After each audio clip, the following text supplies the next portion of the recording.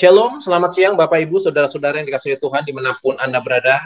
Puji Tuhan, pada siang hari ini kita boleh bertemu kembali dalam acara belajar firman Tuhan melalui pelajaran Suka Sabat dan doa bersama-sama, di mana nanti kita bisa pohonkan doa-doa kita yang akan didoakan oleh para hamba-hamba Tuhan. Acara ini berkaitan dengan program gereja kita sedunia, yaitu I Will Go. Ini adalah memberikan motivasi, memberikan dorongan kepada masing-masing kita agar kita selalu belajar firman Tuhan, kita selalu berdoa untuk diberikan kuasa untuk pergi, untuk memberitakan kabar baik kepada mereka yang belum mengenal kebenaran firman Tuhan. Yang siang hari ini yang akan membahas pelajaran Suka Sabat kita adalah hamba Tuhan, Pendeta Kettler Sagala.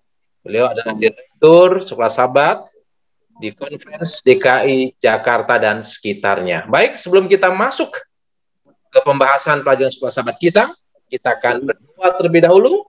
Saya meminta Pendeta Manur Simbolon untuk menyampaikan doa buka. Silakan, Pendeta. Kita berdoa. Bapak di surga, sementara kami mau belajar akan firman-Mu, urapilah kami semua, dan urapi hamba Tuhan Pendeta Sagala yang firman-Mu di sekolah sahabat. Biarlah semua yang mendengarkan menjadi kebagian berkat, dan kami pun menjadi berkat bagi mereka. Biarlah ibadah kami puji-pujian bagi Tuhan, berkat bagi yang mendengarkan, nama Tuhan yang dipermuliakan. Berkati semua penasehat, para ketua dan pimpinan kami, serta seluruh jemaat di wilayah ini. Dalam nama Yesus kami berdoa dan mengucap syukur. Amin. Baik, terima kasih Pendeta Simbolon.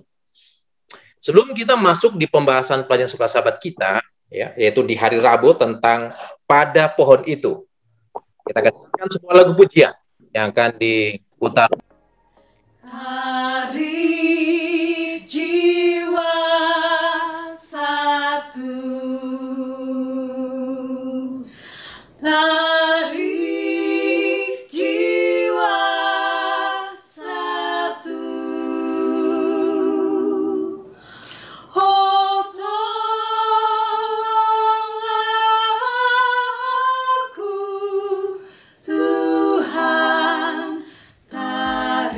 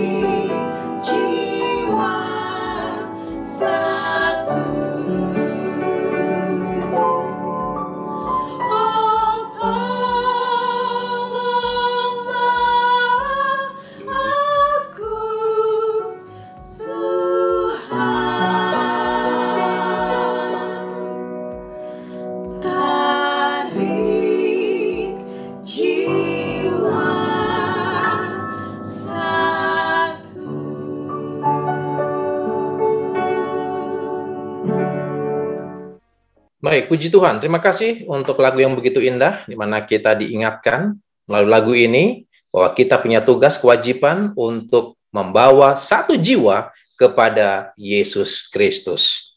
Bapak Ibu, saudara-saudara yang kekasih dalam Tuhan, hari ini kita akan masuk dalam pembahasan pelajaran sekolah sahabat kita, yaitu di hari Rabu, tentang pada pohon itu, yang akan dibahas oleh hamba Tuhan, Pendeta Kepler Sagala. Kita akan masuk di bagian yang pertama, yaitu pembahasan pelajaran sekolah sahabat, yaitu pada pohon itu berdasarkan Kejadian 2 ayat 16 dan 17. Apa makna pohon itu? Ya, dan apa tujuan Tuhan dengan adanya pohon pengetahuan baik dan jahat? Silakan hamba Tuhan Pendeta Kepler Sagala untuk membahas pelajaran sekolah sahabat kita di hari Rabu. Shalom, selamat siang bagi kita semua, juga umat-umat Tuhan, para pemirsa dimanapun ada, dan juga yang ada di tergabung dalam virtual Zoom pada siang hari ini. Pelajaran kita ini adalah merupakan pelajaran pertama untuk satu triwulan yang dimulai pada minggu ini.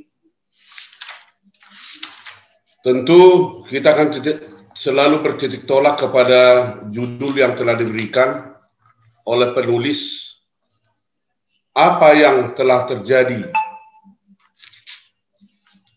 Tiba kita pada pelajaran hari Rabu, pada pohon itu. Mengapa judul ini diberikan pada pohon itu? Karena di dalam Kejadian pasal 2 ayat 16 sampai 17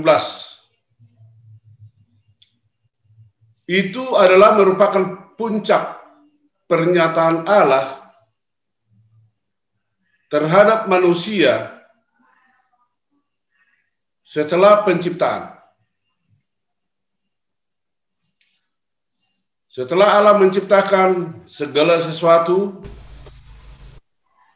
hewan di darat, binatang di laut, dan juga di udara,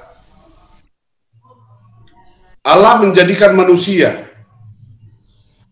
Itulah merupakan puncak penciptaan, dan kepada manusia diberikan hidup, menjadi makhluk yang hidup. Pada puncak itu ada pernyataan yang dibuat oleh Allah kepada manusia yang diciptakan itu. Setelah Allah menempatkan mereka,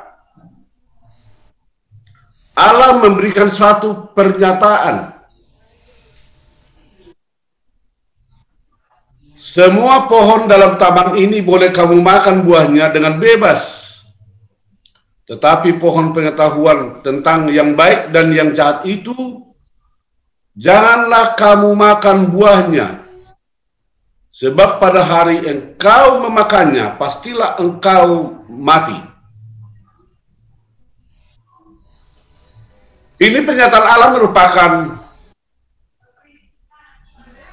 suatu pernyataan untuk menyatakan bahwa manusia, bagaimana mereka dapat menjalani kehidupan itu setelah diberikan oleh Allah kehidupan bagi mereka. Penulis sekolah sahabat menuliskan di dalam terjemahan bahasa Indonesia yang dibuat oleh penulis, penterjemah Alkitab, ini pelajaran sekolah sahabat ini, dikatakan ujian ini menyediakan suatu kesempatan bagi Adam dan Hawa untuk menggunakan kehendak bebas mereka. Kata ujian di sana ada rupa pernyataan yang diberikan oleh Allah bahwa setelah mereka diciptakan oleh Allah sebagai makhluk yang hidup yang serupa dengan gambar dan rupa Allah itu, ada kehendak bebas, ada kesempatan menggunakan pemikiran dan pertimbangan yang sehat. Walaupun dikatakan ujian, ini adalah pernyataan bagi manusia supaya dapat menetapkan satu ketentuan dalam hidup mereka. dengan apa yang diperintahkan oleh Allah. Jangan makan, bahkan jangan jamah. Tidak boleh dimakan. Kalau kamu makan, kamu mati. Yang disampaikan oleh Allah di sana, bahwa Allah sudah menciptakan mereka, memberikan kehidupan sebagai makhluk yang punya nilai, yang disebut dengan moral.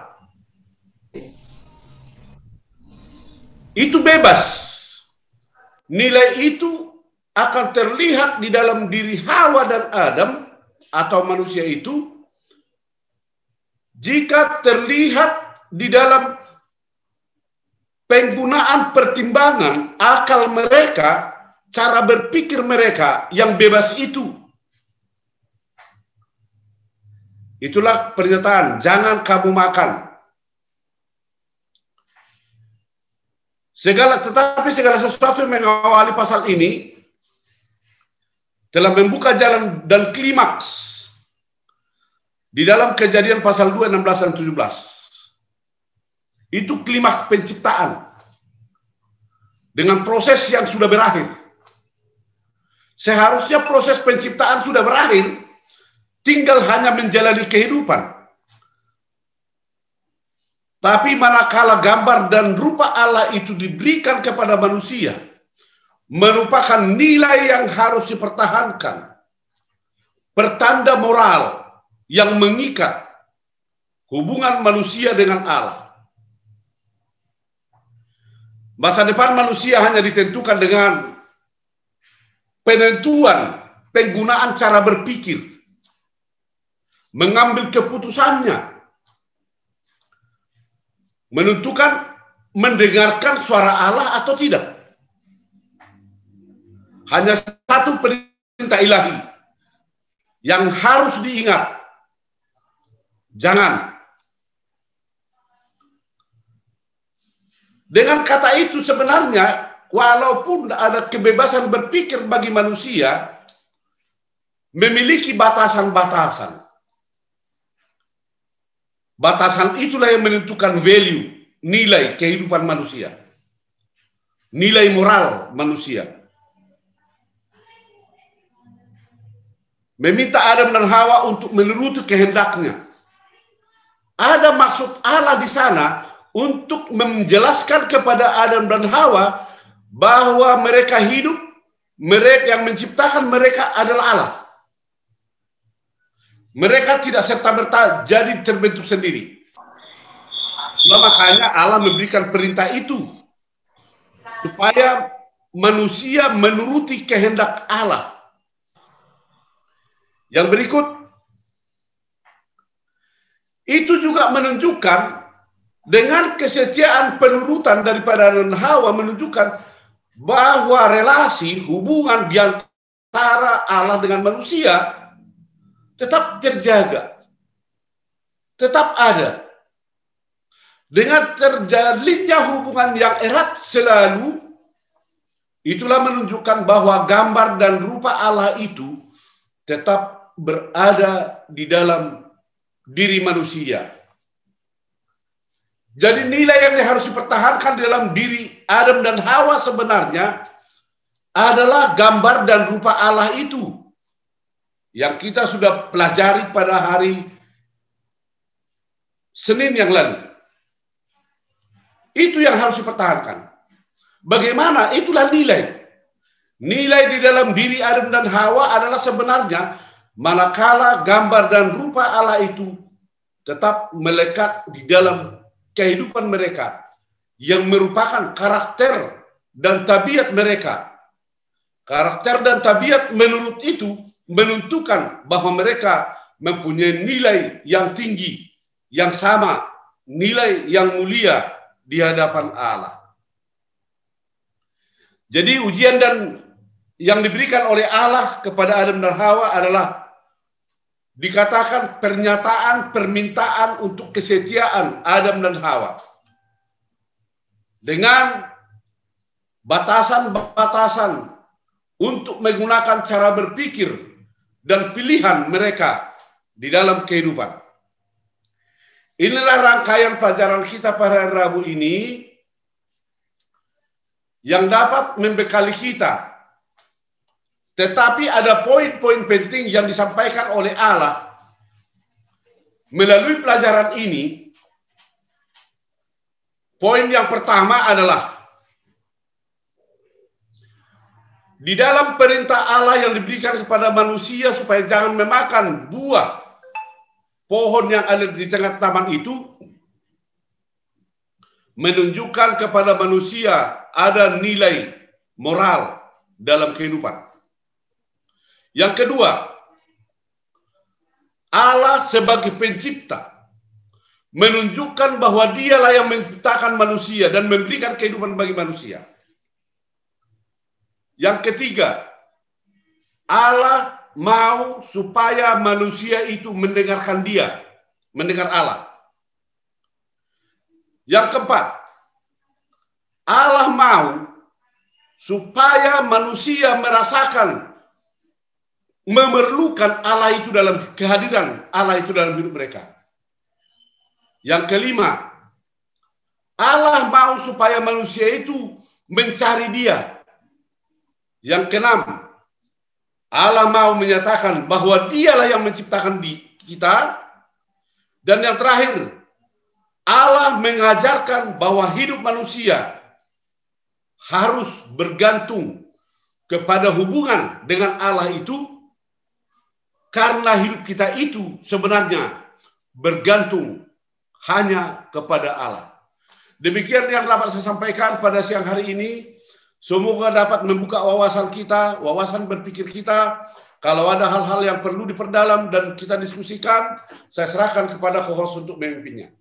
Baik, terima kasih Pendeta Kettler Sagala yang sudah mengupas tuntas pelajaran hari Rabu berkaitan dengan judul bahasan pada pohon itu. Kita sudah dengarkan ya makna daripada pohon itu bagi Adam dan Hawa ketika mereka berada di Taman Eden, ya, bagaimana pohon itu sebagai ujian iman mereka dan kesetiaan mereka kepada Allah.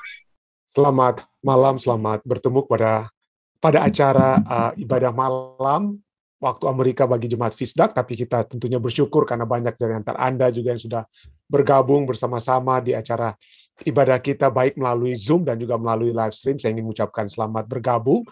Dan kita akan segera memulaikan acara kita. Baik, saudara sekalian, seperti biasa kita akan langsung masuk pada pembahasan kita pada malam hari ini, Selasa tanggal 30 Maret. Allah dan manusia bersama-sama. Bersama-sama dalam hal apa? Ya, manusia bersama-sama antara pria dan wanita, atau dalam hal apa lagi kebersamaan Allah dan manusia itu, ya? Allah dan manusia bersama-sama. Mari kita langsung saja ya pada pelajaran kita pada saat ini. Sini dikatakan, perhatikan. Kata-kata yang pertama kali diucapkan Allah kepada manusia, setidaknya seperti yang muncul dalam kitab suci, Dia mengarahkan mereka pada kesanggupan untuk berkembang biak, supaya bertambah banyak menurut jenisnya. Itu yang pertama ya. Jadi diperintahkan bahwa manusia untuk apa? Dia katakan berkembang biak menurut jenisnya ya, supaya bertambah banyak menurut diri. Yang kedua adalah Dia juga mengarahkan mereka ke bumi itu sendiri. Jadi fokus manusia itu bukan hanya kepada diri sesama mereka saja, tetapi berfokus kepada bumi itu sendiri, kepada ciptaan, dan menyuruh mereka untuk memenuhinya, menaklukkan, dan menguasai. Nanti kita akan melihat apa yang dimaksudkan dengan menaklukkan dan menguasainya. Allah juga yang ketiga, menunjukkan kepada mereka tanaman yang mereka dapat makan. Tanaman yang dapat mereka makan. Singkatnya, menurut kitab suci, firman Allah yang pertama-tama secara khusus pada pria dan wanita itu mengenai interaksi dan hubungan mereka dengan dunia fisik. Jadi Allah bersama-sama dengan manusia sehubungan dengan dunia secara fisik, ya, apa yang ada di dalam dunia ini. Apa yang Kejadian 1 ayat 28 dan 29 nyatakan pada kita tentang bagaimana Allah memandang dunia? Apa sikap Allah kepada dunia? Ya, apa sikap Allah kepada dunia? Nah, ini penting sekali karena kita akan lihat juga poinnya nanti, apa sikap kita kepada dunia? Apa sikap kita kepada apa ciptaan Allah lain yang ada di dalam dunia? Kita pada saat kita sudah pelajari tadi malam bahwa kita diciptakan dalam rupa dan gambar Allah. Dan saya sudah sudah memberikan satu hal saja sebagai salah satu contoh ya. Kita di dalam rupa dan gambar Allah, kita memantulkan memantulkan image daripada Allah seperti manusia. Seringkali kita ingin menjadi seperti penyanyi ini atau artis ini. Apa yang kita lakukan? Kita mirip-miripkan suara kita atau tingkah laku kita, cara kita berpakaian, kita coba mengimitasi siapa?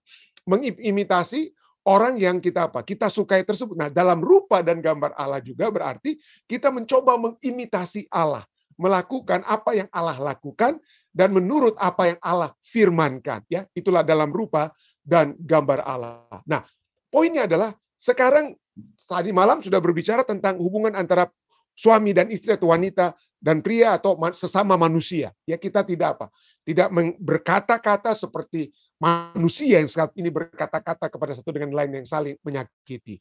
Tapi pada malam hari ini kita akan pelajari bagaimana dengan bumi itu sendiri. Adakah kita memelihara ataupun bagaimana tanggapan kita kepada apa yang Allah ciptakan di dalam dunia ini? Ya, pertanyaannya, ya, bagaimana Allah memandang dunia? Apakah ada indikasi bahwa ada yang buruk? Ada yang buruk dalam hal-hal yang bersifat materi itu, dan dalam hal kita menikmati materi ataupun menikmati apa yang Allah sudah ciptakan bersama-sama dengan kita di dalam dunia ini. Pelajaran apakah yang kita dapatkan dari pemandangan awal sejarah manusia tentang bagaimana kita harus berhubungan dengan ciptaan itu sendiri, ya, dengan ciptaan itu sendiri, dengan creation atau apa yang Allah sudah ciptakan. Kejadian 1:28 dan 29 katakan Allah memberkati mereka, manusia, ya. Lalu Allah berfirman kepada mereka, beranak cuculah dan bertambah banyak, penuhilah bumi dan taklukkanlah bumi itu. Berkuasalah atas ikan-ikan di laut dan burung-burung di udara dan atas segala binatang yang merayap di bumi. Jadi ada kata berkati, ada kata apa? Taklukkan, berkuasa kepada apa? Ikan-ikan dan binatang dan segala binatang yang merayap di bumi. Lalu berfirmanlah Allah, lihatlah, aku memberikan kepadamu segala tumbuh-tumbuhan yang berbiji di seluruh bumi dan segala pohon-pohonan yang buahnya berbiji. Itu akan menjadi makananmu yang kita kuasai. Dan yang kita kuasai, ayat ini katakan apa? Yang kita kuasai adalah binatang-binatang, dan makanan itu apa? Yang menjadi apa? Dari apa? Tumbuh-tumbuhan, ya. Bukan binatang yang jadi makanan kita pada mulanya. Ini dikatakan di sini, bukan makanan yang menjadi makanan kita.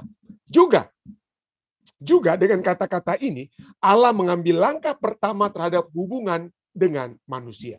Dia berbicara kepada mereka, memberikan perintah kepada mereka, dan menyatakan apa yang mereka harus lakukan secara implisit. Secara implisit, ya. Terdapat juga satu tanggung jawab, secara tidak langsung terdapat juga satu tanggung jawab dalam perkataan-perkataan itu. Allah memerintah mereka untuk menguasai ciptaan yang ajaib itu yang Dia sendiri telah jadikan. Jadi bagaimana caranya Allah menjadikan? Apa yang sikap Allah terhadap ciptaan yang Dia ciptakan? Kalau sikap Allah itu buruk, tentunya kita dapat apa? Berlaku buruk terhadap ciptaan Allah, ya. Tapi kalau kita di sini apa? Pada saat kita dikatakan menguasai ciptaan yang ajaib ini, yang ajaib, yang Allah sendiri telah apa? Jadikan. Jadi bagaimana tindakan kita? Apakah secara buruk, semena-mena, atau secara baik? Ya. Kejadian 1:28 mengatakan bahwa Allah memberkati Adam dan Hawa. Apakah maksudnya itu? Jenis hubungan apa yang tergambar antara mereka dan pencipta mereka? Apa itu, ya? Nah, Allah mengatakan bahwa Adam dan Hawa adalah makhluk berakal yang dapat bertindak terhadap kebaikannya, dapat merespons terhadap kebaikan Allah, dan masuk ke dalam satu persekutuan dan persahabatan dengan Dia. Juga sebagai anak ciptaan, Adam dan Hawa bergantung pada berkat dan pemeliharaan Bapa pencipta. Ya, jadi ketergantungan, ya. Jadi mereka berakal untuk apa? Untuk dapat bertindak dalam kebaikannya, masuk dalam satu persekutuan persahabatan dengan Allah, ya, bergantung kepada Allah, bergantung pada pemeliharaan Bapa Pencipta. Allah menyediakan segala yang mereka perlukan. Mereka tidak melakukan sesuatu pun yang melayakkan mereka atas apa yang Allah berikan kepada mereka. Jadi Allah, dan kata lain, apa yang Allah berikan itu gratis semua. Allah bukan memberikan sesuatu oleh sebab mereka sudah berbuat sesuatu yang baik kepada Allah. Tidak. Ya, bayangkan saudara-saudara, sebelum manusia diberikan perintah untuk bekerja, manusia sudah lengkap semuanya, sudah dibayar lebih dahulu. Manusia sudah diberikan apa yang Allah ciptakan sudah lengkap kepada mereka. Lalu Allah ciptakan mereka. Lalu kemudian setelah mereka ciptakan, baru Adam aja baru sebentar aja dikasih nama sedikit, belum disuruh untuk mengolah tanah, ya. Tapi sebelum dia bekerja keluarkan keringat, dengan kata lain, ya, bahasa manusianya, apa yang terjadi? Mereka masuk ke hari perhentian. Jadi bayangkan, Allah memberikan kepada manusia vacation, ya, cuti terlebih dahulu, bahkan sebelum mereka bekerja. Dengan kata lain, ya, segala sesuatu Allah berikan apa? Lengkap. Jadi dengan kata lain, kita lihat sini, mereka tidak melakukan sesuatu pun yang melayakkan mereka atas apa yang Allah berikan kepada mereka. Sepenuhnya mereka itu penerima dari sesuatu yang mereka tidak bahkan layak dapatkan. Tapi itulah Allah dalam kasih-Nya memberikan yang terbaik kepada mereka. Di saat kita membaca tentang penciptaan laki-laki dan perempuan sebelum berdosa, kita dapat melihat unsur-unsur dan bentuk hubungan yang Allah inginkan untuk kita miliki dengan Dia saat ini, sekarang. Pelajari kembali pelajaran hari ini dan lihat persamaan yang dapat Anda temukan agar menolong Anda atau kita semua mengerti bahwa bagaimana kita dapat berhubungan dengan Dia meskipun dalam keadaan kita yang telah jatuh. Kita bergantung kepada Dia. Dan pada saat kita berhubungan dengan Dia, maka seperti yang saya katakan tadi, kita melakukan apa? Melakukan kehendak-Nya. Dan apa itu kehendak Allah yang dapat kita lakukan dalam hubungan kita dengan ciptaan-ciptaan Allah lainnya? Ini penting sekali, ya. Allah adalah pencipta kita. Dia menciptakan kita dalam rupa dan gambar. Dalam arti kita memiliki akal, kita memiliki kesanggupan. Untuk apa? Ya. Untuk apa? Apa yang dapat kita lakukan terhadap ciptaan Allah lainnya, ya. Nah, kalau kita lihat, mari kita lihat seakan-akan, kalau kita sudah diberikan ciptaan-ciptaan lainnya, mari Allah, sepertinya seakan-akan tadi firman Tuhan katakan apa, ya? Kita kuasai, ya. Kejadian 1:28 katakan apa? Allah memberkati mereka, pria dan wanita. Lalu Allah berfirman kepada mereka, beranak cuculah dan bertambah banyak, penuhilah bumi dan taklukkanlah itu dan berkuasalah. Waduh, seakan-akan kita harus eksploitasi. Kita harus apa, ya? Menjadi diktator terhadap bumi kita ini, ya. Berkuasalah atas ikan-ikan di laut dan burung-burung di udara dan atas segala binatang yang merayap di bumi. Tapi coba kita lihat, ya. Betul, Allah menyatakan kita harus taklukkan, harus kuasai. Tetapi jangan kita lupa bahwa ikan-ikan di laut, burung-burung di udara, dan segala binatang yang merayap di bumi itu juga adalah ciptaan Allah. Itu bukan ciptaan kita. Ya, bukan ciptaan kita. Kejadian 1 ayat 21 dan 22. Kita mundur sebelum Allah memberikan apa? Menyatakan Allah memberkati manusia, ya. Allah memerintahkan untuk beranak cucu, bertambah banyak dan penuhi bumi. Kata-kata yang sama Allah sudah berikan. Ya, Allah sudah berikan kepada apa? Kepada ikan-ikan di laut dan burung-burung di udara. Ya, dan apa, ya? Mari kita lihat dalam Kejadian 1 ayat 1 sampai 22. Maka Allah menciptakan binatang-binatang laut yang besar dan segala jenis makhluk hidup yang bergerak, yang berkeriapan dalam air dan segala jenis burung yang bersayap. Allah melihat bahwa semuanya itu apa? Baik. Jadi mereka bukan buruk untuk apa? Untuk dihajar supaya didisiplin, supaya jadi bagus, ya. Seperti yang kita lihat sekarang, ya, binatang-binatang harus dijinakkan dan lain sebagainya. Pada mulanya tidak demikian, ya. Ayat 22 maksud saya. Mari kita lihat kata-kata yang banyak hampir sama, ya. Pertama apa? Lalu Allah memberkati, seperti Allah memberkati Adam dan Hawa, Allah memberkati apa? Binatang di laut dan binatang di udara. Lalu Allah memberkati semuanya itu. Firman-Nya apa? Dia berfirman kepada binatang itu apa? Berkembang biaklah, seperti manusia, beranak cuculah. Bertambah banyaklah, sama, bertambah banyak. Serta penuhilah air dalam laut. Penuhilah apa? Bumi. Dan hendaklah burung-burung di bumi bertambah banyak. Jadi seperti Allah mengasihi, Allah mengingini agar burung-burung maupun ikan-ikan itu apa?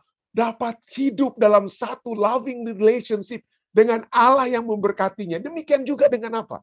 Dengan manusia. Oh, tapi mungkin Anda katakan, pendeta, ini ayatnya kan beda. Kenapa? Karena di ayat 28 katakan kita harus taklukkan dan kuasai mereka. Cambuk-cambuk mereka. Ya, binatang-binatang itu atau isi bumi. Nah, hati-hati kalau kita baca Alkitab ya. Hati-hati kalau kita baca Alkitab. Mari kita bandingkan Alkitab dan melihat konteks, melihat keseluruhan daripada ajaran Alkitab tentang arti kata berkuasa dan lain sebagainya ya.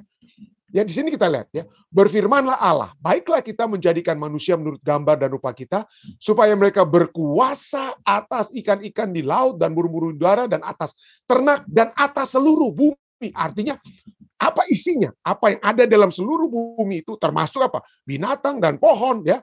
Dan atas segala binatang melata. Jadi semua yang Allah ciptakan di minggu penciptaan, entah itu burung di udara, ikan di laut, binatang-binatang di mana? Binatang-binatang di darat maupun seluruh bumi itu termasuk pohon-pohonan, tumbuh-tumbuhan dan lain sebagainya. Dikatakan apa? Berkuasa. Tapi coba kita lihat apa arti kata kita berkuasa terhadap apa yang lainnya yang Allah ciptakan selain manusia. Kalau kita lihat, coba kita lihat ya. Mari kita bandingkan dengan Kejadian 2 ayat 5 sampai 15. Ya, ini sebelum berdosa ya. Sebelum berdosa dikatakan apa? Belum ada semak apapun di bumi, belum timbul tumbuh-tumbuhan apapun di padang, dan belum ada orang untuk mengusahakan tanah itu. Ada belum bekerja, ada hanya kasih nama ya. Belum ada orang yang untuk mengusahakan tanah itu. Lalu Tuhan apa? Tuhan Allah mengambil manusia itu dan menempatkannya dalam Taman Eden untuk apa? Berkuasa, betul? Berkuasa, tapi di sini katakan apa? Untuk mengusahakan dan memelihara. Jadi pada saat kita dibentuk dalam rupa dan gambar Allah, betul kita diberikan perintah untuk menguasai, menaklukkan, tetapi dalam konteks apa? Ya. Dalam konteks apa? Apakah untuk mengeksploitasi? Allah saja sayang kepada ciptaan yang lain. Allah katakan apa? Allah memberkati mereka. Allah katakan beranak cuculah dengan kata lainnya. Berkembang biak, penuhi bumi. Dengan kata lain, kita harus saling apa? Saling apa? Mengusahakan, saling memelihara atau memiliki hubungan simbiosis ya.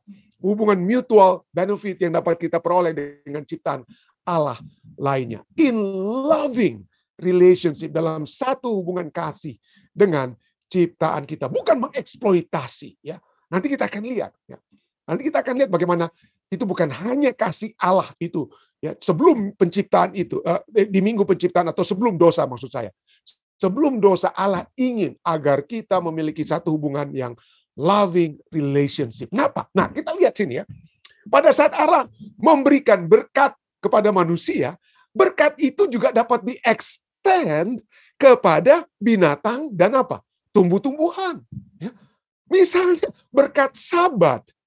Berkat Sabat itu diberikan bukan hanya kepada manusia. Itu diberikan juga kepada binatang. Ya. Ulangan 5 ayat 14. Tetapi hari ke-7. Ya. Tetapi hari ke-7 adalah hari Sabat Tuhan Allahmu. Maka jangan melakukan sesuatu pekerjaan. Ya. Engkau atau anakmu laki-laki atau anakmu perempuan atau hambamu laki-laki atau hambamu perempuan atau lembumu atau keledaimu atau hewanmu yang manapun atau orang-orang asing yang di tempat kediamanmu supaya hambamu laki-laki dan hambamu perempuan berhenti seperti engkau juga ya. Seperti engkau juga. Jadi kita lihat bukan hanya manusia ya, bukan hanya manusia ya. Ulangan saya pikir ulangan 19 ini ya. Keluaran itu ada di Keluaran 19 dan juga ulangan 5 ayat 14. Jadi kata lain, siapa yang harus berhenti? Lembumu, keledaimu, hewanmu yang manapun. Wah, jadi hewan-hewan, lembu dan keledai itu menurut ulangan 5 ayat 14 dan juga Keluaran 19 itu apa? Mendapatkan hari peristirahatan, harus berhenti juga. Dari jerih payah mereka. Kenapa? Karena Allah juga mengasihi mereka. Allah ingin mereka juga dapat apa? Beristirahat. Jadi bukan hanya manusia. Oke lah tentang hewan ya. Supaya mereka beristirahat. Bagaimana dengan tanah? Ya dengan tumbuh-tumbuhan. Allah memberikan Sabat rest. Tapi bukan Sabat mingguan, tapi Sabat ke-7 ya. Sabat tahun ke-7 ya dengan kata lain ya. Sabat tahun yang ke-7. Imamat 25 ayat 4 mengatur bagaimana tanah-tanah itu kita harus olah tanah itu. Kita harus kuasai, taklukkan ya. Tapi kita usahakan Kita usahakan tanah itu untuk kita apa? Kerja ya, kita bekerja di tanah. Tetapi pada tahun ke-7 namanya sabbatical year, ya, tahun Sabat ya. Tahun Sabat, maka yang terjadi di tahun Sabat tahun yang ke-7 adalah apa? Pada tahun yang ke-7 sabbatical year, haruslah bagi tanah itu suatu Sabat, masa perhentian penuh, suatu Sabat bagi Tuhan. Ladangmu janganlah kau taburi dan kebun anggurmu janganlah kau rantingi, jangan bikin apa-apa. Ya. Itu adalah suatu apa? Sabat bagi Tuhan, bukan buat manusia, tapi buat tanah kita, buat tumbuh-tumbuhan yang ada di ladang kita, entah itu kebun anggur kita dan lain sebagainya. Jadi Tuhan sayang binatang, Tuhan sayang tumbuh-tumbuhan. Ya. Tuhan menyayangi mereka, sehingga Tuhan memberikan kesempatan kepada mereka untuk juga apa? Beristirahat. Dan kalau Anda pergi pada saat ini ya, kalau Anda pergi ke Israel, maka Anda akan ketemukan apa ya? Tulisannya di ladang pada sabbatical year ditulis itu apa bahasa Ibrani-nya? Here we also keep the Sabbath of the land, ya. Shemitah, yang lain Shemitah, the land. Rest for the land. Pada hari ke-7, pada tahun yang ke-7 maksudnya, bukan hari ke-7. Pada tahun yang ke-7 haruslah ada bagi tanah itu suatu Sabat, masa perhentian penuh, suatu Sabat bagi Tuhan. Ladangmu janganlah kau taburi dengan kebun anggurmu, dan janganlah kau rantingi. Tuhan bukan hanya menyayangi saudara dan saya. Tuhan juga menyayangi binatang-binatang. Tuhan juga menyayangi apa? Tanah, tumbuh-tumbuhan. Ya. Kenapa? Karena Allah sudah katakan apa? Pada saat Dia menciptakan, maka Allah melihat segala yang dijadikannya itu apa? Sungguh amat baik. Ya, sungguh amat baik. Tapi itulah ya, kita manusia yang berdosa, apa yang kita lakukan dengan tanah, ya, mulailah dengan tanah, apa yang kita lakukan? Waduh, kita babat membabi buta. Ya, kita hancurkan supaya yang punya perusahaan-perusahaan besar itu dapat apa? Mengambil keuntungan, ya, dapat mengambil keuntungan. Borneo saja, ya, Pulau Kalimantan. Kalau kita melihat tentang dokumentari tentang hutan yang ada di Pulau Kalimantan, saya nggak tega untuk melihat, saudara-saudara, ya. Bagaimana hutan-hutan itu yang sangat diperlukan bagi apa? Simbiosis kebutuhan daripada binatang-binatang yang ada di dalamnya. Tumbuhan-tumbuhan itu dihancurkan hanya supaya apa? Manusia dapat mencari keuntungan. Amazon hancur. Ya. Dan bukan itu saja. Bagaimana cara kita memperlakukan hewan-hewan? Ya. Kalau Anda memiliki waktu, Anda bisa ke YouTube. Ya. Anda bisa menonton film dokumentari bagaimana perlakuan manusia terhadap hewan-hewan. Ya. Ya, Anda bisa menonton film YouTube Dominion, ya, film Dominion, judulnya di YouTube itu ada. Anda bisa lihat bagaimana perlakuan manusia yang begitu kejam, begitu kejam. Kalau saja pohon-pohon, kalau saja hewan-hewan yang Tuhan ciptakan dan Tuhan katakan amat baik, yang harus kita jaga sesungguhnya, kita usahakan, ya, kita harus jaga. Kalau saja mereka bisa berbicara saat ini, maka mereka seperti hewan-hewan yang dibantai di film Dominion. Mereka akan berteriak. Mereka akan berteriak. Dan Alkitab, saudara-saudara, Alkitab berbicara tentang teriakan mereka. Teriakan mereka oleh sebab manusia yang bertindak semena-mena. Bukan in loving relationship dengan apa yang Tuhan sudah ciptakan. Ya. Hosea 4 ayat 3. Kalau bahasa Inggrisnya lebih jelas, ya. Bahasa Indonesianya negeri, tapi sesungguhnya itu tanah, ya. Sebab itu negeri ini akan berkabung. Bahasa Inggris, therefore the land, tanah itu akan apa? Berkabung. Sebab itu tanah akan berkabung. Dan seluruh yang hidup pada saat tanah kita itu kita apa? Kita habiskan, kita gali, kita bongkar. Saya pernah, terus terang saja, saya pernah ke Freeport di Tembagapura, dan saya melihat bagaimana kehancuran environment, ya, lingkungan hidup pada saat turun dari Tembagapura dan menuju ke kota Timika. Waduh, begitu banyak kehancuran yang terjadi, ya, oleh sebab tanah yang dihancur leburkan, dengan kata lain, ya. Sebab itu tanah, therefore the land mourns, and all who live in it languish, dan seluruh penduduknya akan merana. Banyak orang. Kita jangan berpikir bahwa tanah yang kita hancurkan itu tidak akan berdampak apa-apa, ya. Kita lihat bagaimana hurricane, tornado semakin hebat. peningkatan laut yang semakin naik ya, air laut ya, tingkatan laut yang semakin tinggi menyebabkan banjir kiri dan kanan dan lain sebagainya. Juga binatang, bukan hanya tanah, juga binatang-binatang di padang dan burung-burung di udara, bahkan ikan-ikan di laut akan mati lenyap. Dan mereka semua dikatakan sini akan apa? Berkabung. Binatang-binatang di padang, burung-burung di udara, ikan-ikan di laut akan mati lenyap. Yeremia 12 ayat 4 katakan, berapa lama lagi the land will mourn? How long will the land? Berapa lama lagi tanah ini akan menjadi kering dan rumput di segenap padang menjadi layu. Karena kejahatan penduduknya, binatang-binatang dan burung-burung habis lenyap. Ya. Sedih sekali melihat orang-orang utan yang ada di Kalimantan yang harus merana oleh sebab habitat mereka itu dirusakkan.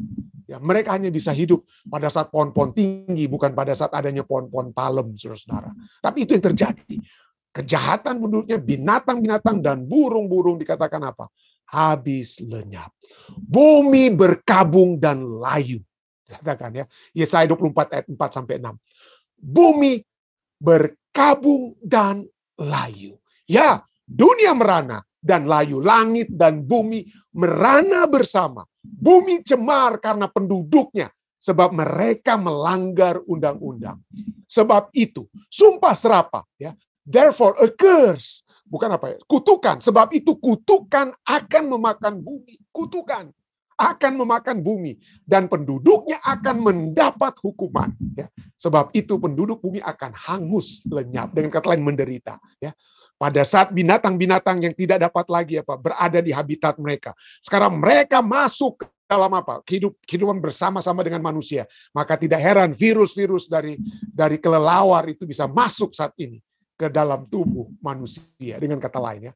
Walaupun ada yang katakan mungkin itu dalam laboratorium dan lain sebagainya. Tetapi sudah begitu kacaunya keadaan dunia kita. Habitat-habitat binatang liar itu sudah dirusakkan sehingga penyakit-penyakit mereka itu pun masuk ke dalam tubuh manusia. Dengan kata lain, we are cursed. Penduduknya akan mendapat hukuman. Penduduk bumi akan mendapatkan hukuman. Tidak heran pada saat ini kita yang menderita oleh sebab penyakit dan hal-hal lain yang kita alami dalam dunia ini, kita berteriak, kapan ini akan berakhir? Ya, kapan ini akan berakhir? Ya, kapan ini akan berakhir? Dan kita menantikan kedatangan Yesus. Tapi Anda tahu, bukan hanya Anda, bukan hanya saudara dan saya yang sedang menantikan kedatangan Yesus. Kenapa? Bukan hanya kita, saudara-saudara. Ciptaan Tuhan lainnya pun sedang menantikan kedatangan Yesus. Kalau saja mereka dapat berbicara, binatang-binatang, pohon-pohon, tumbuh-tumbuhan yang ada dalam dunia saat ini dapat berbicara, ini yang mereka akan katakan ya. Dan ini yang mereka juga berteriak bersama-sama dengan kita. Roma 8 ayat 19 katakan, sebab dengan sangat rindu seluruh makhluk ya, all of creation, seluruh makhluk atau seluruh ciptaan Tuhan, yang kata lainnya, all of creation, menantikan saat anak-anak Allah dinyatakan, menantikan kedatangan Yesus. The Lord, sebab beginilah firman Tuhan yang menciptakan langit ya. The Lord created the heaven. Beginilah firman Tuhan yang menciptakan langit. Dialah Allah yang membentuk bumi dan menjadikannya dan menegakkannya. He formed and made the earth. He made it firm and lasting. Ya. Dan ia menciptakannya bukan supaya kosong. He did not make it a desolate waste. Dia tidak ciptakan pada saat Allah menciptakan, dia tidak ciptakan bumi ini untuk jadi hancur. Desolate waste. Dia tidak ciptakan bumi kita untuk kita hantam semua pohon, kita bunuh semua binatang, dan lain sebagainya untuk dimakan. Tidak. Dia tidak ciptakan untuk to make it desolate waste. Bukan supaya kosong, tapi hancur ya dikatakan. But a place for people to live. Tetapi dia membentuknya agar supaya manusia dapat hidup di dalamnya. Ya, manusia dapat hidup bersama-sama ya. Dalam satu kesinambungan dengan bahkan ciptaan-ciptaan lainnya. Tapi lihat, pada saat kita menghancurkan pohon, pada saat kita menghancurkan environment kita lihat bagaimana keadaan dunia ini sekarang pada saat ini semakin tidak baik. Firman Tuhan lagi dalam Yesaya 35 ayat 1 sampai 2. Pada saat kedatangannya, dengan kata lain, apa yang terjadi? Padang gurun dan padang kering akan bergirang. The wilderness and the dry land. Ini mungkin secara apa ya? Mungkin kita pikir, oh pendeta ini bahasa puisi mungkin ya. Tapi betul ini bahasa puisi, tetapi pada saat yang bersamaan. Bumi kita ini sedang merana, terus terang ya. Itu juga memiliki arti yang literal ya. Arti juga dapat menjadi arti literal. Padang gurun dan padang kering akan bergirang. Padang belantara akan bersorak-sorak dan berbunga. Seperti bunga mawar, ia akan berbunga lebat. Akan bersorak-sorak, ya bersorak-sorak dan bersorak-sorai. Ya. Pada saat kedatangan Yesus yang kedua kali. Pada saat bumi kita ini akan diperbaharui. Maka bukan hanya kita yang akan bersuka cita, saudara-saudara, tapi ciptaan Tuhan lainnya akan bersorak-sorai. Tapi sementara kita menunggu kedatangan Yesus, apa kira-kira peran kita sebagai manusia yang telah diciptakan dalam rupa dan gambar Allah, yang memang diperintahkan untuk menaklukkan dan menguasai ciptaan Tuhan lainnya. Tapi bagaimana caranya kita menaklukkan dan menguasainya? Apakah kita dengan secara mengeksploitasi dan semena-mena? Apakah kita dengan hanya main tebang pohon kiri kanan? Ataukah kita hanya lempar plastik kiri kanan? Mencemari lautan, membuat binatang-binatang harus yang makan plastik tersebut dan akhirnya meninggal. Hati-hati, marilah kita menjaga lingkungan kita ya. Marilah kita menjaga, berhati-hati. Kalau kita bisa menggunakan hal-hal lain yang kita dapat gantikan selain plastik. Ya. Mungkin di gereja-gereja kita selain makan dengan menggunakan piring-piring plastik, mungkin kita berkorban sedikit, kita bawa piring-piring yang bisa dicuci dari rumah kita masing-masing. Sehingga kita tidak membiarkan plastik-plastik yang kita gunakan di gereja dan dibuang hanya setelah kita satu kali pakai untuk mencemari lingkungan kita dan menyebabkan hewan-hewan di laut atau binatang-binatang yang memakan plastik tersebut akan mati dan itu akan merusak banyak hal yang dapat dirusakkan oleh sebab hal tersebut. Ada begitu banyak lagi yang dapat saya katakan, tapi inilah pelajaran bagi kita. Marilah kita yang diciptakan dalam rupa dan gambar Allah, yang memiliki satu karakter yang akan menjaga juga ciptaan-ciptaan Allah lainnya, sehingga kita bersama-sama ya akan bersuka cita di dalam kerajaan surga bersama dengan ciptaan-ciptaan Allah lainnya. Saya bawa ini dalam nama Yesus. Amin.